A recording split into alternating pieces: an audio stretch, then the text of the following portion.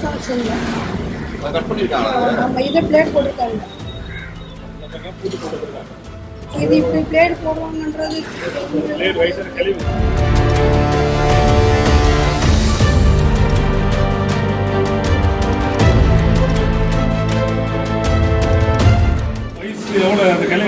வயசு என்னமா இருக்கும்? பையனா வீட்டுக்காரான்றது தெரியாது. ஒன்றா இருந்தாங்க. 2 பேரும் கடையிலேருந்து ஏதோ இட்லி ஏதோ வாங்கிட்டு வந்தால் சாப்பிட்டாங்க. ஆனால் யாருக்கிட்டையும் அவங்க எந்த பேச்சும் வச்சுக்கல. நாங்களும் யாரும் தெரியாதவங்க நம்ம ஏன் பேசணும், நாங்கள் பிள்ளைங்க நாங்கள் 2 பேர் 4 பேர் தான் வந்தோம். யாருக்கிட்டையும் நாங்கள் பேச்செல்லாம் கொடுக்கல. அவங்க திருநெல்வேலியில் தான் ஏறினாங்க. செங்கல்பட்டு வரைக்கும் அவங்க இருந்ததை பார்த்தேன். செங்கல்பட்டில் இறங்கி நான் பாத்ரூம் போகும்போது அவங்க எனக்கு முன்னாடி பாத்ரூம் போயிட்டு இருந்தாங்க. இந்த பாத்ரூம் காலியாக இருக்குமா போமா அப்படின்னாங்க.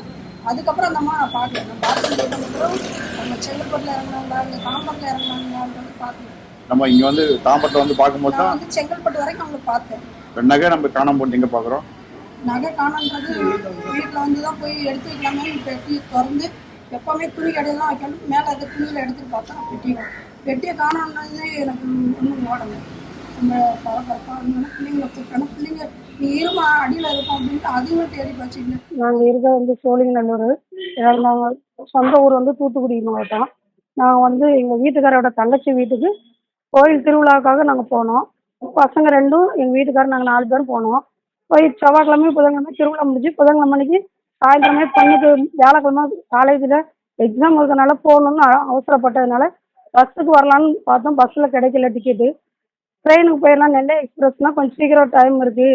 காலையில் சீக்கிரம் போனால் காலேஜுக்கு போய் பஸ் ஏற்படுறதுனால நெல்லை எக்ஸ்பிரஸில் அன்ரிசர்வில் டிக்கெட் எடுத்து வந்தோம்.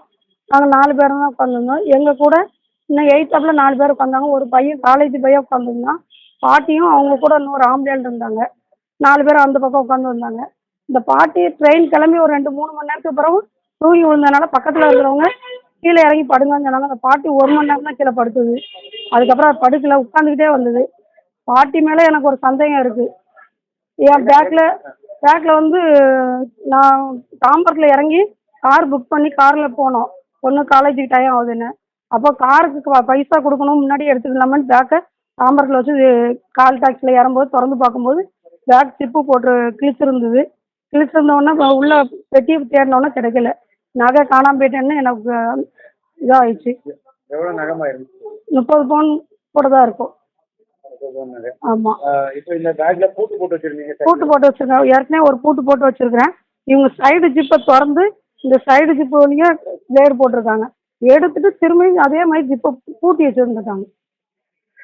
அதுக்கப்புறம் தான் நம்ம காசு இப்படி தேடி பார்க்கும்போது இது கிளியாம தான் இருந்து. நான் வீட்டில் வச்சு வைக்கும் போதெல்லாம் நான் கிளம்புற அவசரத்தில் பிள்ளைங்கள அன்ரிசர்வில் போகிறோம், நகை வேண்டாமா, பஸ்ஸில்னா சேஃப்டியாக இருக்கும், ட்ரெயினில் சேஃப்டி இல்லாமா கழட்டி கொடுத்துருங்கன்னு பிள்ளைங்க கழுத்தில் கிடக்கெல்லாம் கழட்டி கொடுத்துட்டாங்க.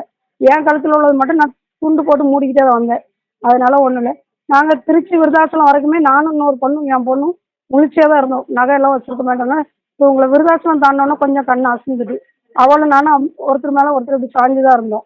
ஆனால் தூங்கலை, கண் அப்படியே அசந்தே தான் இருந்தோம். அந்த டைமில் தான் இதாகிருக்கும். என்ன ஒர்க் பண்ணுறீங்க? எவ்வளோ நாள் கடை வந்து அவங்க பெட்டிக்கிற மாதிரி வெத்தலை பாக்கு பீடி சீட்டு அந்த மாதிரி வச்சுருக்காங்க.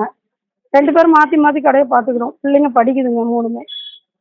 உங்கள் கோரிக்கை என்னம்மா? வழக்கெடுத்து உங்கள் கோரிக்கை வந்து என்னோட நகை 30 பவுன் நகை காண எனக்கு அது வந்து கண்டுபிடிச்சி போலீஸ் கொடுக்கணும். பிளே ஸ்டோர் மற்றும் ஆப் ஸ்டோரில் இருந்து பாலிமர் செயலியை QR கோடு மூலம் பதிவிறக்கம் செய்யுங்கள். செய்திகளை உடனுக்குடன் பெறுங்கள்.